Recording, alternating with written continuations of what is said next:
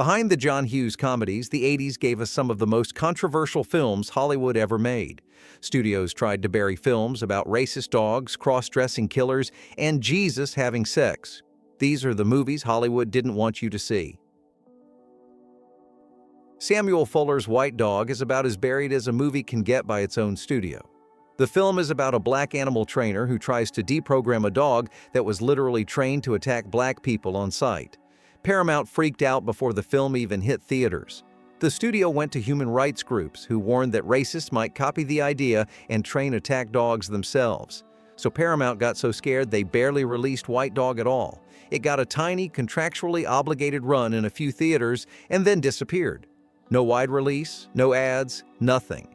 It sat on the shelf for almost 10 years, only getting revived in the US when art house cinemas picked it up in 1991. Paramount's self-censorship basically hid the movie from the public for a decade, all because nobody wanted to touch the topic of racism head-on. Crimes of Passion is one of those movies where you can feel the censors sweating before you even hit play. Ken Russell directs, Kathleen Turner is doing double duty as a sex worker, and Anthony Perkins is in there as a deranged preacher. From the jump, the MPAA wanted nothing to do with this thing.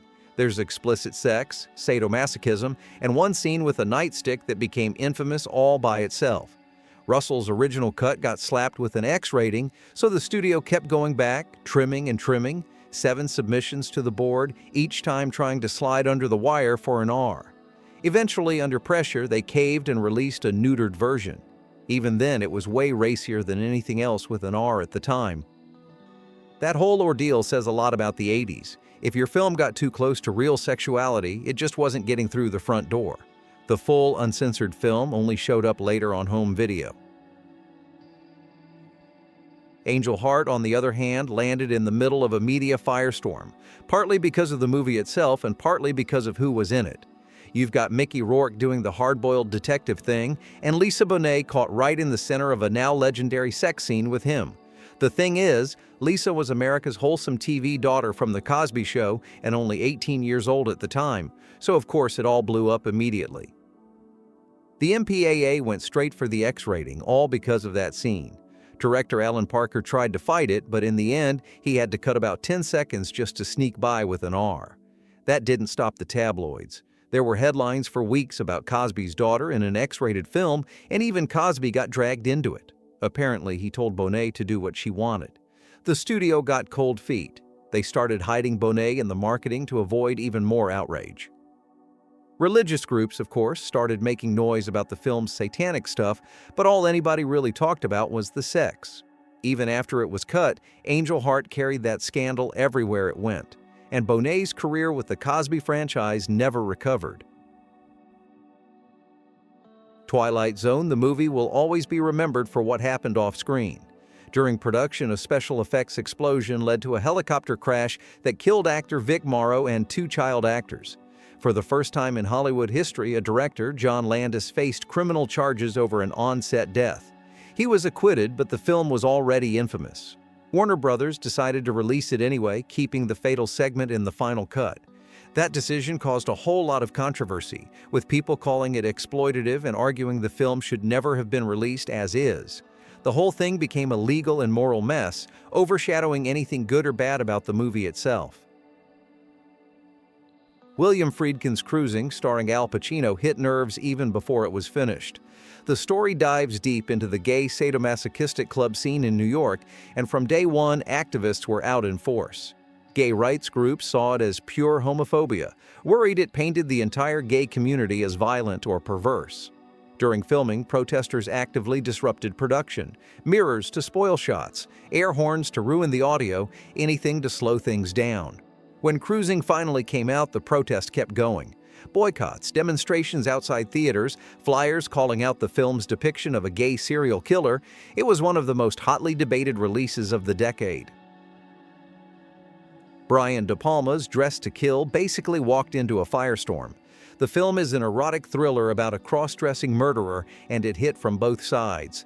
Feminist groups picketed theaters, slamming the film for graphic violence against women and for blending sex and violence in a way they called entertainment.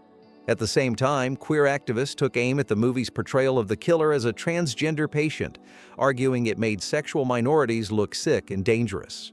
In San Francisco, Women Against Violence group actually marched against the film, handing out flyers with details of the violence on screen and calling it a masterwork of misogyny. The pushback got intense enough that some theaters just dropped the film altogether. Nothing in 1984 freaked out parents more than Silent Night, Deadly Night, a low-budget slasher where Santa Claus is the killer. The uproar really took off when TV ads for the movie aired during family programming. Parents saw Santa swinging an axe and predictably lost their minds. PTA groups, parents' organizations, and just about everyone else jumped in. The distributor pulled the TV spots, but that didn't end the protests. Demonstrators, some dressed as Santa, showed up at theaters, and even Siskel and Ebert slammed the filmmakers on national TV, calling the profits blood money. The studio finally pulled the film after just a short run. It picked up a reputation as the film that ruined Christmas, and it was basically chased out of theaters by public outrage. When The Evil Dead first hit in 1981, nobody knew it would end up a cult classic. At the time, what really got people talking was the sheer level of gore, and that infamous tree scene that still gets brought up anytime censorship comes up. The violence is so in your face, and that one moment with the demonic trees set off a wave of criticism for being gratuitous and misogynistic. In the States, the movie dodged an X rating but had to go unrated, which pretty much kept it in midnight slots and grindhouse theaters. Things got rougher overseas. The UK threw it right onto the video nasties list, banned it under obscenity laws, and made it basically impossible to find for years.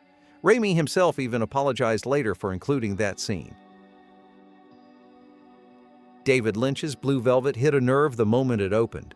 The film mixes small-town suburbia with some of the most unsettling violence and sexuality you could show on screen in the 80s. Dennis Hopper's character is just relentless. There's sexual abuse, gas huffing, all of it delivered in a way that's genuinely disturbing. You had conservative commentators attacking the film for being obsessed with sexual humiliation and violence. Some viewers got so riled up there were actual arguments breaking out in theater lobbies.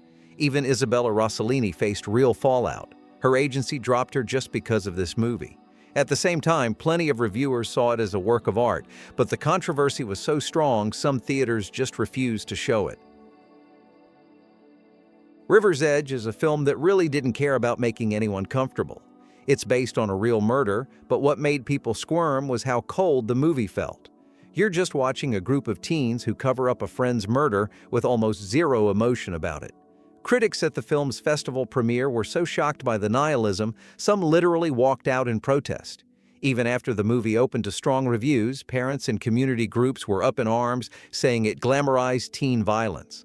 The film picked up good box office for what it was, but advertisers and theaters in some towns just didn't want to touch it. When Scorsese took on The Last Temptation of Christ, he pretty much knew there'd be backlash, but the scale of protest was next level. The movie shows Jesus as more human, full of doubts, fear, even sexual temptation. Right away, Christian groups came out swinging. The Catholic Church officially condemned it, calling it blasphemous, and the protests just kept growing. Mother Teresa, televangelists, local church leaders, everybody had something to say about it. You had people picketing theaters, and a lot of places with strong Catholic communities flat out refused to show the movie at all. In some countries, it was just banned outright. Even in the US, there were theater chains that wouldn't touch it unless security was present. Henry is one of those movies people heard about before they ever saw it, if they ever saw it. It's a tiny budget film, but so grim in its violence that it scared off even veteran horror fans. The MPAA wouldn't budge. They gave it an X, not because of sex, but just for being too much. Didn't matter how many edits they made, the board basically told them, this is just too extreme. So the film sat on the shelf for years. You'd hear about it from festival screenings, but almost nobody could actually find it in a real theater. It finally got a limited release in 1990. And only after the unrated and NC-17 categories became a thing. Censors in the UK and elsewhere either banned it outright or cut it to pieces. For most of the late 80s, Henry existed more as a rumor, a film people talked about but almost nobody could legally watch. With colors, Dennis Hopper aimed for gritty realism, and he got it, maybe a little too real for comfort. The film dives straight into the world of LA gangs, following the cops chasing after them, and it didn't take long for reality to bleed into the theaters. There were actual fights, even shootings at showings of colors. Not since The Warriors in 1979 had a movie been this directly linked to violence in the audience. City officials started worrying that colors would glamorize gang life or spark real-world trouble. Security ramped up at a bunch of theaters. Some brought in metal detectors, some just refused to play the film at all. Community leaders accused the movie of being too authentic, even calling it a training film for gangs. By the time Do the Right Thing was getting ready for release, controversy was already in the air. Spike Lee's story about one day in a Brooklyn neighborhood, about police violence and racial tension, had critics and columnists nervous before anyone saw a frame. The film builds to a breaking point. Lee's character throws a trash can through a window after a police killing, and the neighborhood erupts. Some white critics, David Denby, Joe Klein, went public, suggesting the movie would inspire riots. Roger Ebert and plenty of others shot back, calling that thinking what it was: racist. Still, the media panic was loud. Universal felt the heat, and there were real talks about shelving or softening the movie, but Spike Lee stood his ground. The studio quietly added security in certain cities just in case. Do the Right Thing premiered on the anniversary of a historic riot under a microscope, and the irony here is, no riots actually happened. Heathers is what happens when someone takes the teen comedy, rips it up and sets fire to the pieces. It was a total outlier for its time. School violence, murder, teen deaths, all served up as pitch-black satire. Two high schoolers start faking killing themselves, then plan to blow up the school. Of course, 1988 wasn't ready for that. A lot of people took the film literally, missing the point that it was all a send-up of cliquish high school life and the dark side of just say no moralizing. Jokes about bulimia and mass murder and a comedy, people didn't know what to do with it. Some theaters wouldn't book Heathers, the studio pulled back to a limited release, and protest letters rolled in, accusing the filmmakers of making light of real tragedies. Satire or not, Heathers was almost too much for the era. The controversy hurt the box office, and the moral watchdogs made sure it was always under fire. The film never fully escaped the pressure, and in the end, it didn't just mark the end of lighthearted 80s teen comedies, it basically burned the bridge behind it.